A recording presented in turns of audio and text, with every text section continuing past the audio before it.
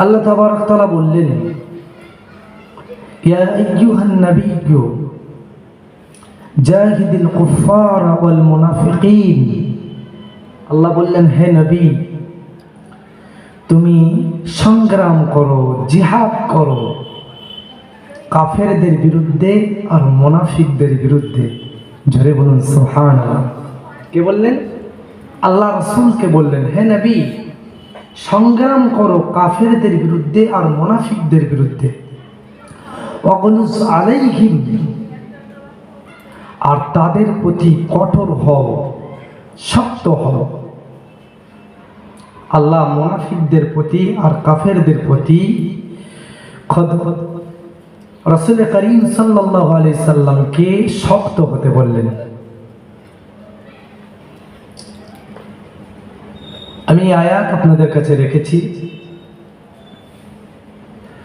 কাফেরদের বিরুদ্ধে আল্লাহ তাআলা যুদ্ধ করতে বললেন। তাফসিরে বাইজাবিতে এই আয়াতের তাফসির এসছে যে জাহিদিল কুফার, কাফেরদের বিরুদ্ধে যুদ্ধ হবে বিসাইফি, তরবারের যুদ্ধ, অস্ত্রের যুদ্ধ। আর মুনাফিকদের বিরুদ্ধে যুদ্ধ হলো বিল্লিসানি, জবানের যুদ্ধ। জোরে বলুন সুবহানাল্লাহ। আর একবার জিল্লে বলবেন না সুবহানাল্লাহ। কারণ যদি কেউ মুনাফিকদের বিরুদ্ধেও যদি অস্ত্রের জিহাদ করে, জিহাদ কিভাবে শিখবে? জিহাদ এটা তো এক এক মানুষ এক এক রকম করে ব্যাখ্যা দেয়। যারা ইসলাম বিরোধী তারা তাদের মতো ব্যাখ্যা দিয়ে ইসলাম ফোবিয়া ছড়ায়। কিন্তু জিহাদের ব্যাখ্যা নিতে হবে তো হযরত মুহাম্মদ সাল্লাল্লাহু আলাইহি সাল্লামের কাছ থেকে। জোরে বলুন সুবহানাল্লাহ। আর কাছ থেকে? হযরত মুহাম্মদ সাল্লাল্লাহু আলাইহি সাল্লামের কাছ থেকে। কারণ কোরআন নাজিল হয়েছে রাসূলের উপরে, আর এই কোরআনের পূর্ণ ব্যাখ্যা তো রাসূলই দিতে পারেন। কোরআনুল কারীমে আল্লাহ রাব্বুল আলামিন বলেন, ইয়া আইয়ুহান নাবিয়্যু, হে আমার নবী, জাহিদিল কুফার ওয়াল মুনাফিকিন, হে নবী, কাফেরদের বিরুদ্ধে জিহাদ করো, মুনাফিকদের বিরুদ্ধে জিহাদ করো। কাফেরদের বিরুদ্ধে কেমনে জিহাদ করতে হবে, কাফেরদের বিরুদ্ধে কেমনে লড়াই করতে হবে, কেমনে সংগ্রাম করতে হবে, রাসূল করিম সাল্লাল্লাহু আলাইহি সাল্লাম তা শিখিয়ে গিয়েছেন। তাওহীদের চিত্র, বদরের চিত্র, মুতার চিত্র, খন্দকের চিত্র আল্লাহ রাব্বুল আলামিনের নবী উম্মতের কাছে স্পষ্ট করে দিয়েছেন। জিহাদ কিভাবে করতে হবে, জিহাদের চিত্র রাসূলুল্লাহ জীবন দশায় নবীজি দেখিয়ে গিয়েছেন। ভাই আমার, বন্ধু আমার, কিন্তু মুনাফিকদের বিরুদ্ধে কিভাবে জিহাদ করতে হবে আল্লাহর নবী সাল্লাল্লাহু আলাইহি সাল্লামের যুগে হযরত ওমর বিশ্ব নবীর কাছ থেকে সহযোগে অনুমতি চাইতো, ইয়া রাসূলুল্লাহ অনুমতি প্রদান করুন, মুনাফিকদের কল্লাগুলো আউট করে দেব। আল্লাহর নবী নূর নবী মুহাম্মদুর রাসূলুল্লাহ সাল্লাল্লাহু আলাইহি ওয়াসাল্লাম বিশ্ব নবী বলেছিলেন, ইয়া আমার সাহাবারা, না না না না না না না, মুনাফিকদের বিরুদ্ধে তরবাল দিয়ে মারা যাবে না, মুনাফিকদেরকে অস্ত্র দিয়ে আঘাত করা যাবে না। তাহলে কাফের বেঈমানরা সমালোচনা করবে ইসলামের, তারা বলবে, দেখো মুসলমানেরা নিজেরা নিজেরা নিজেদের ভাইকে কতল করে, নিজেরা নিজেরা মারামারি কাটাকাটি লিপ্ত হয়ে যায়, বিবাদে লিপ্ত হয়ে যায়। আল্লাহ নবী বলেন, কাফেরদের বিরুদ্ধে জিহাদ হবে, ডাইরেক্ট সংগ্রাম, ডাইরেক্ট অ্যাকশন হবে, তরবারের যুদ্ধ হবে। কিন্তু না না না, মুনাফিকদের বিরুদ্ধে তরবারের যুদ্ধ হবে না। নবীজি বলেন, মুনাফিকদের বিরুদ্ধে যুদ্ধ হবে জবানের যুদ্ধ, দালিল আদিল্লার যুদ্ধ। দালিল দিয়ে মুনাফিক যখন হুজুর সেজে যখন স্টেজে আসবে, মুনাফিক যখন সমাজে যখন পীর সেজে আসবে, মুনাফিক যখন দাঈ আল্লাহ সেজে আসবে, মুনাফিক যখন হযরত সেজে আসবে, তখন যুগের মুহাদ্দিসে কেরাম, যুগের উলামায়ে কেরাম, যুগের হযরতগণ তখন মুনাফিকদেরকে উম্মতের সামনে দলিল পেশ করে স্পষ্ট করে দেবে। যারা বলুন সুবহানাল্লাহ। এটা হলো মুনাফিকদের বিরুদ্ধে জিহাদ। তাহলে কাফেরদের বিরুদ্ধে যেমন জিহাদ হয়, ডাইরেক্ট জিহাদ, অস্ত্রের জিহাদ, মুনাফিকদের বিরুদ্ধে এই অস্ত্রের জিহাদ করা যায়। তো মুসলমান সমাজের সবচাইতে বেশি যেটা ক্ষতি, সবচাইতে বেশি যেটা ক্ষতি হয়, সেটা ডাইরেক্ট কাফেরদের দ্বারাই না মুনাফিকদের দ্বারাই? কথা বলছেন না? কাদের দ্বারাই? মুনাফিকদের দ্বারাই। ওই জন্য মুনাফিকদের মুখোশ উন্মোচন করার জন্য এমন জলসা ওয়াজ নসিহত গুলো অবশ্যই প্রয়োজন।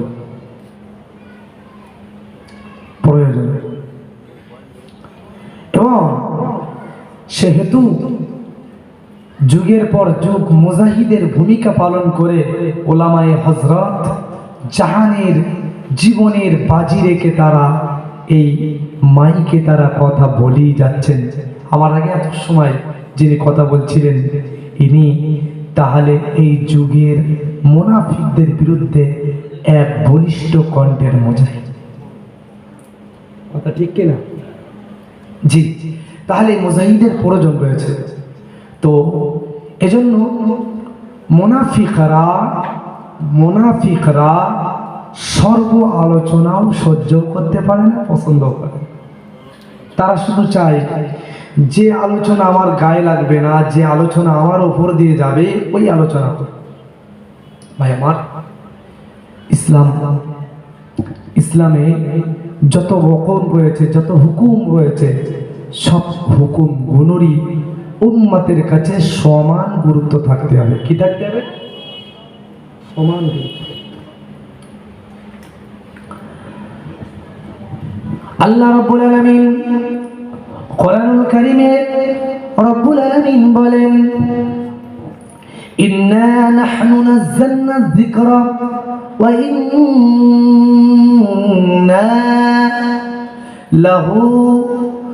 ইন্না লাহু লাহাফিজুন। আল্লাহ বললেন ইন্না নাহনু নাযালনা যিকরা, নিশ্চিত আমি আল্লাহ রাব্বুল আলামিন এই কোরআনুল কারীমকে নাজিল করেছি। আল্লাহ রাব্বুল আলামিন বলেন আমি এই কোরআনকে নাজিল করেছি। ইন্না নাহনু নাযালনা যিকরা ওয়া ইন্না লাহু লাহাফিজুন। আল্লাহ বললেন নিশ্চিত, আর এই কোরআনের হেফাজতের দায়িত্ব আমি আল্লাহ নিজে নিয়েছি। জোরে বলুন সুবহানাল্লাহ। জোরে বলবেন না সুবহানাল্লাহ? আল্লাহ বললেন আমি এই কোরআন নাজিল করেছি। ইন্না নাহনু নাযালনা যিকরা ওয়া ইন্না লাহু লাহাফিজুন। এই কোরআন আমি নাজিল করেছি আর এই কোরআনের সংরক্ষণের দায়িত্ব আমি নিজে নিয়েছি। জোরে বলুন সুবহানাল্লাহ। এই কোরআনের দায়িত্ব মানে, এই কোরআনের দায়িত্ব নেওয়া মানে, এর ব্যাখ্যা আমাদের কাছে এমন এসছে যে আল্লাহ কোরআনকে হেফাজত করবেন, মানে প্র্যাকটিক্যাল কোরআনটাকেই হেফাজত করবেন, এটা তার পুরোপুরি ব্যাখ্যা নয়। প্র্যাকটিক্যাল কোরআনটা আল্লাহ হেফাজত করবেন মানে যে কোরআন আমরা দেখতে পাই, আমাদের বাড়ি যে লিখিত কিতাব রয়েছে, এই কোরআনের হেফাজত হবে। কোরআনের কোনো অংশ পৃথিবীর কেউ বাড়াতে পারবে না, কোরআনের কোনো অংশ পৃথিবী থেকে কেউ তুলে দিতে পারবে না, এমনকি কোরআনের একটা জের জবর কেউ পরিবর্তন করতে পারবে না। কেবল এতটুকু ব্যাখ্যা নয়, ব্যাখ্যা হলো আল্লাহ রাব্বুল আলামিন কোরআনুল কারীমে যে বলেছেন আকিমুস সালাহ, তোমরা নামাজ কায়েম করো, মানে লিখিত কথাটি পৃথিবীতে জিন্দা থাকবে, হেফাজত থাকবে, অথচ জমিনে বাস্তব নামাজ হেফাজত থাকবে না এমনটি নয়। মহান আল্লাহ যে বলেছেন ইন্না নাহনু নাযালনা যিকরা ওয়া ইন্না লাহু লাহাফিজুন, আল্লাহ বললেন নিশ্চিত আমি কোরআন অবতীর্ণ করেছি আর এই কোরআনকে হেফাজতের দায়িত্ব আমি নিজে নিয়েছি। মানে আল্লাহর কোরআনে যে রয়েছে আকিমুস সালাহ, ওই লেখা আর ওই বাক্যটি আল্লাহ হেফাজত করবে। জমিনের উপরে নামাজটাকে হেফাজত করবেন না এমনটি নয়। প্র্যাকটিক্যাল কোরআন যেমন হেফাজত হবে, থিওরিক্যাল কোরআনটাও তেমন হেফাজত হবে। জোরে বলুন না সুবহানাল্লাহ। কোরআনে যেমন লিখিত থাকবে আকিমুস সালাত, নামাজ কায়েম করো, এই লেখাটা পৃথিবীর কেউ যেমন তুলে দিতে পারবে না, তেমন আল্লাহর জমিন থেকে নামাজি বান্দাদের দ্বারাই নামাজ আল্লাহ কায়েম রাখবে। পৃথিবী থেকে কেউ নামাজি বান্দাদেরকে সরিয়ে দিতে পারবে না। নামাজকে পৃথিবীর জমিন থেকে কেউ চিরতরে বিদায় দিতে পারবে না।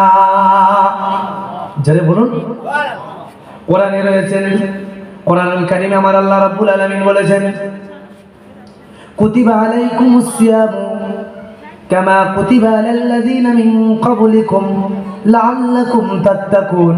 হে ঈমানদারেরা, তোমাদের প্রতি রোজা ফরজ করা হলো, তোমাদের প্রতি রোজা ফরজ করা হলো যেমন তোমাদের পূর্ববর্তীদের উপর রোজা ফরজ করা হয়েছিল। তার মানে কোরআনে এই বাক্যটা আল্লাহ হেফাজত করবে, কোরআনে লিখিত বাক্যটি থাকবে, অথচ রোজাকে আল্লাহ হেফাজত করবে না। না না, পৃথিবীতে আল্লাহ রোজাকে হেফাজত করবে। এই জন্য চীনের পুরো দেশে যখন রোজাদারদের গলায় পা দিয়ে দিনের বেলা পানি খাওয়ানোর চেষ্টা করা হয়, তারা জীবন দিয়ে দেয়, অথচ তারা রোজাকে ছেড়ে দেয় না। জোরে বলবেন না, একটু চিল্লে বলুন না সুবহানাল্লাহ। মানে আমার আল্লাহ যেমন প্র্যাকটিক্যাল কোরআনকে যেমন আমার আল্লাহ বাঁচাবেন, হেফাজত করবেন, তেমন থিওরিক্যাল কোরআনটাকে আল্লাহ হেফাজত করবেন। কোরআনের আদর্শ যেমন আল্লাহ বললেন হজ করো, হজের যে হুকুমটা লিখিত যেমন থাকবে, হজের বাস্তবটাও তেমন দুনিয়ায় আল্লাহ হেফাজত করবে। এই জন্য বর্তমান হজ করতে গেলে একজন মানুষ যদি উমরা হজ করে, তাকে ৮০-৮৫ হাজার টাকায় সে সহজে উমরা করে ফেলতে পারে।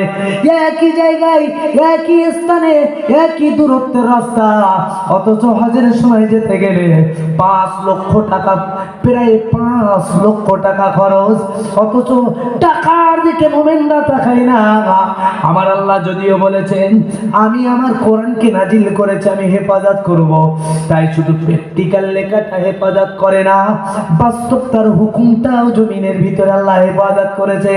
তাই ৫ লক্ষ টাকা হজের খরচ হবার পরেও আগের বারে যে এবারে যে হজ হয়ে গিয়েছে, প্রায় ৩০ লক্ষ মানুষ একসঙ্গে হজ আদায় করেছে।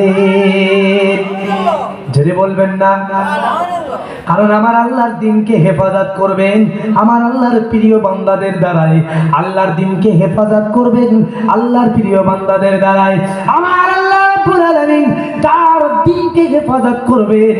শুধু লিখিত হুকুমটাকে হেফাজত করবেন না, শুধু বাক্যটাকে হেফাজত করবেন না, বরং আল্লাহর যে বিধান রয়েছে আল্লাহর জমিনে কিয়ামত পর্যন্ত আল্লাহ রাব্বুল আলামিন হেফাজত করবে। আল্লাহর কোরআনের একটি আয়াত রয়েছেন, তোমরা জিহাদ করো, চেষ্টা করো আল্লাহর রাস্তায়। এই জন্য পৃথিবীর কাফের বেঈমানরা যতই বলেন, মহান আল্লাহ কোরআনে বলেছেন, ইয়া আইয়ুহাল্লাযীনা আমানু হাল আদুল্লুকুম আলা তিজারাতিন তুনজিকুম মিন আযাবিন আলীম تؤمنون بالله ورسوله وتجاهدون في سبيل الله। মহান আল্লাহ রাব্বুল আলামিন বলেন, হে ইমানদারেরা, আমি আল্লাহ রাব্বুল আলামিন, আমি আল্লাহ তাআলা কি হাল আদুল্লুকুম আলা তিজারাতিন তুনজিকুম মিন আযাবিন আলীম, আমি আল্লাহ কি তোমাদের এমন কোন ব্যবসা শিখিয়ে দেব না যে ব্যবসা তোমাদেরকে জাহান্নামের আযাব থেকে হেফাজত করে। আল্লাহ নিজে বলছে, হে ঈমানদারেরা, কি বলছে?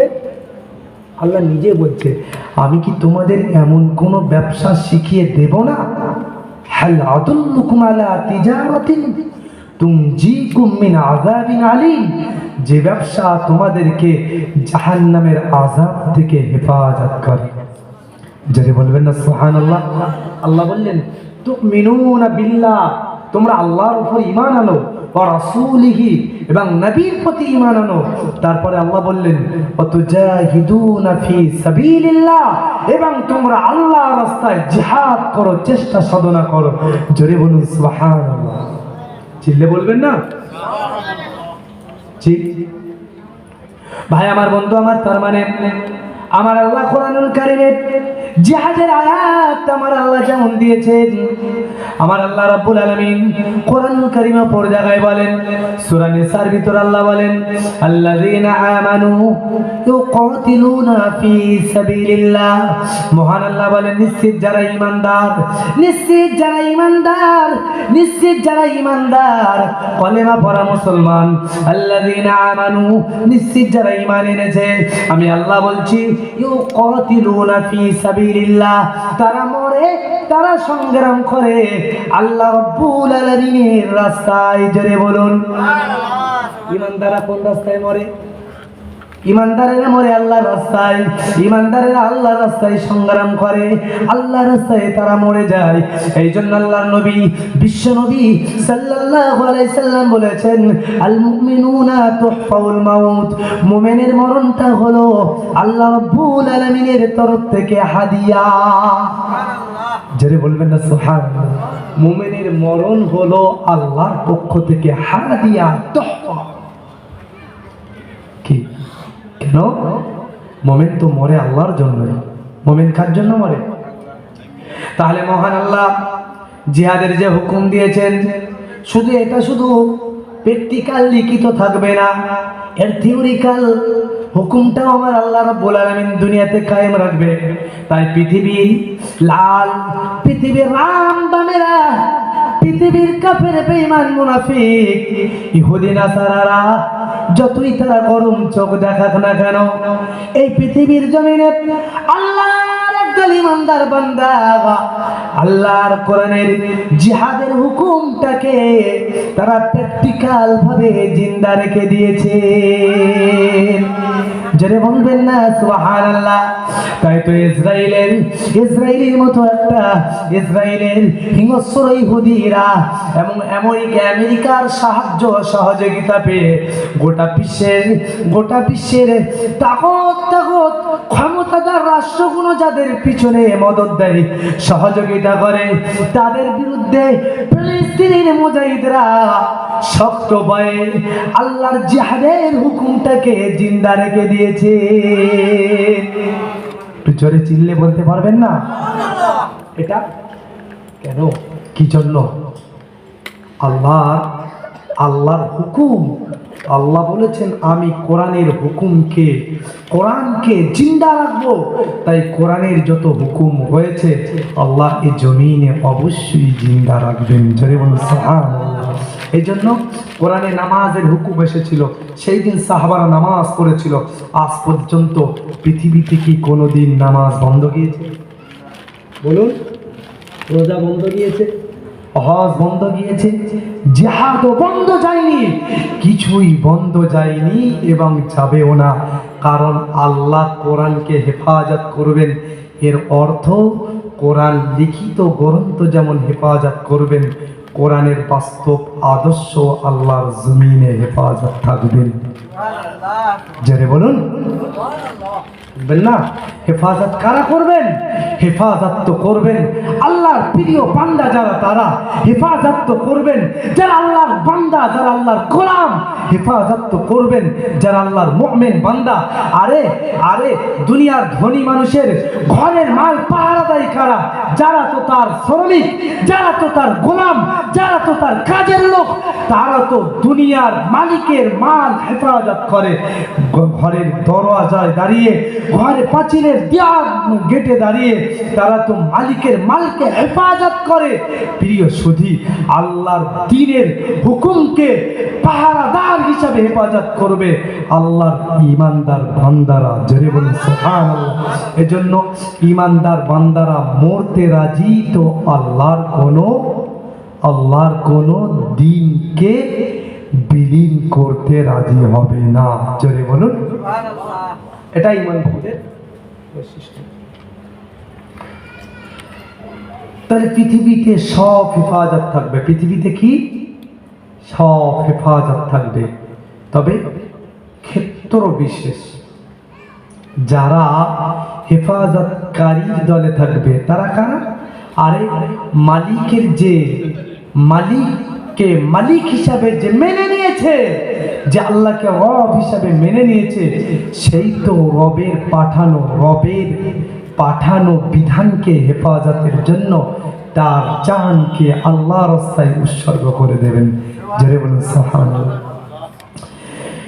এজন্য আল্লাহর নবী, আল্লাহর হাবিব বিশ্ব নবী বলেছেন, আমার বড় ইচ্ছা হয়, আল্লাহর নবী বলেছেন, উখতুলু ফি সাবিলিল্লাহ সুম্মা উহইয়া। আল্লাহর নবী বলেন, আমার ইচ্ছা হয় যে আমি আল্লাহর রাস্তায় শহীদ হয়ে যাই, সুম্মা উহইয়া, আমি আবার জেগে উঠি, আবার বেঁচে উঠি, আবার হায়াত ফিরে পাই, সুম্মা উখতুলু, আবার শহীদ হয়ে যাই, সুম্মা উহইয়া, আমি আবার জিন্দা হয়ে যাই, সুম্মা উখতুল, আমি আবার শহীদ হয়ে যাই। প্রিয় নবী সাল্লাল্লাহু আলাইহি সাল্লাম বিশ্ব নবী নিজে তিনবার বললেন, আল্লাহর নবী যে আমার বড় ইচ্ছা হয় যে আমি রাসূলুল্লাহ আল্লাহর রাস্তায় শহীদ হয়ে যাই, আবার আমি জিন্দা হয়ে যাই, আবার শহীদ হয়ে যাই, আবার জিন্দা হয়ে যাই, আবার আমি রাসূলুল্লাহ শহীদ হয়ে যাই। বুখারী শরীফের হাদিস। শহীদের তামান্না কে করছেন? খুদ রাসূলুল্লাহ সাল্লাল্লাহু আলাইহি ওয়াসাল্লাম শহীদের তামান্না করছেন।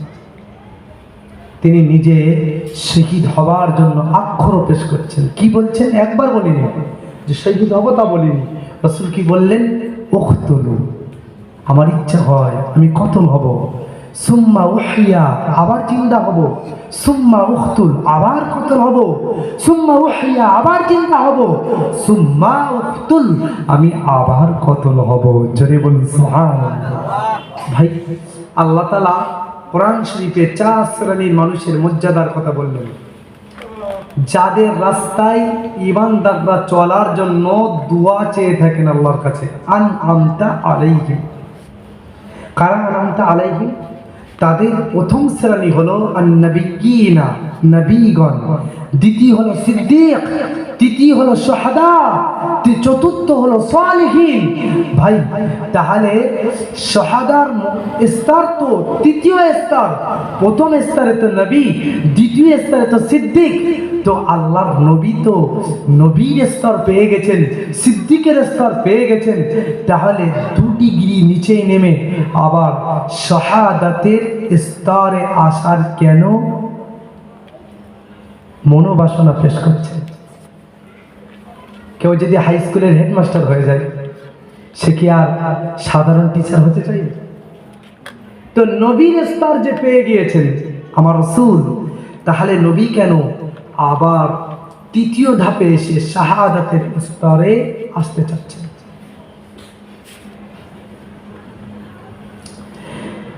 এর কারণ এটাই হলো, আল্লাহর নবী, আল্লাহর হাবিব উম্মতদের মাঝে জিহাদের গুরুত্ব বোঝানোর জন্য রাসূলুল্লাহ সাল্লাল্লাহু আলাইহি সাল্লাম নিজে 3 বার শহীদ হয়ে, 3 বার শহীদ হওয়ার পরে আবার নবী হায়াত চাইলেন, আবার শহীদ হবে, আবার হায়াত চাইলেন, আবার শহীদ হবে, যাতে আমার উম্মতের মাঝে, উম্মতের ভিতরে যাতে শাহাদাতের তামান্না জেগে ওঠে। আর এর মানে নয় যে কোনো ব্যক্তি যদি গোশত দিয়ে ভাত খায়, তাকে আর কোনো শাকসবজি খেতে ইচ্ছা করে না, এমনটি নয়, বরং তাকেও ইচ্ছা হয় শাকসবজি খেতে। আর আল্লাহর নবীরা, আল্লাহর নবুয়াতের স্তরে দাঁড়িয়ে নবীরা এটা উপলব্ধি করেছেন যে আল্লাহ পাকের কাছের বান্দা হওয়ার জন্য একজন মুমিনের দিলে সবচাইতে যেটা বেশি প্রয়োজন, ওই জিনিসটার নাম হলো শাহাদাতের তামান্না। একটু জোরে বলবেন না সুবহানাল্লাহ।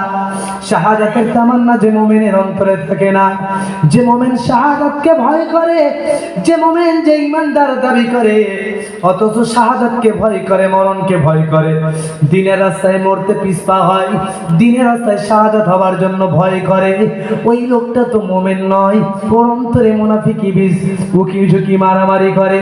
ভাই আমার, বন্ধু আমার, খাঁটি ঈমানদার তো তখন পরীক্ষা করা যায় যখন ঈমানদারের অন্তরে একানিষ্ঠভাবে শাহাদাতের তামান্না জেগে ওঠে। যেটা বলবেন না, আল্লাহর একজন নবী, প্রিয় নবী সাল্লাল্লাহু আলাইহি সাল্লামের একজন সাহাবী, নাম তার হলেন হযরতে আবু আইয়ুব আনসারী রাদিয়াল্লাহু তাআলা আনহু। আবু আইয়ুব আনসারী রাদিয়াল্লাহু তাআলা আনহু, হুজুর আমার বয়স